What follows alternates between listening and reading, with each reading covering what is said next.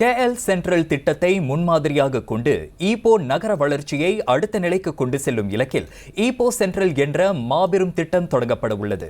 Ipoh புந்தோங்கிற்கு மிக அருகில் மேற்கொள்ளப்படவிருக்கும் இத்திட்ட அமலாக்கத்தால் railway நிலத்தில் அமைந்துள்ள தமிழ் பள்ளியும் 4 ஆலயங்களும் அகற்றப்பட்டுவிடும் என்று பொதுமக்கள் அச்சம் கொள்ள வேண்டாம் என்று பேரா மாநில ஆட்சிக்குழு உறுப்பினர் டத்தோ ஆ சிவனேசன் கூறினார்.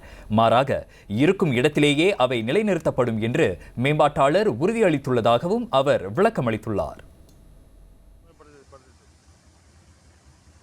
சம்பந்தப்பட்ட பகுதியில் நூற்றாண்டு வரலாற்றை கொண்ட சங்கீத சபா தமிழ் பள்ளியுடன் காளியம்மன் ஆலயம், மகா கணபதி ஆலயம், ராமர் ஆலயம், அவற்றுடன் சீக்கியருக்கான குருதுவாராவும் உள்ளதாக டத்தோ சிவனேசன் விவரித்தார்.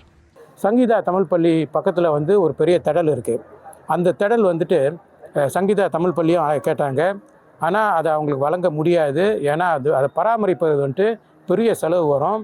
அந்த தமிழ் பள்ளி அதை பராமரிக்க முடியாது. அந்த திடலை நம்ம MBI கிட்ட ஒப்படைச்சி MBI பராமரிப்பாங்க.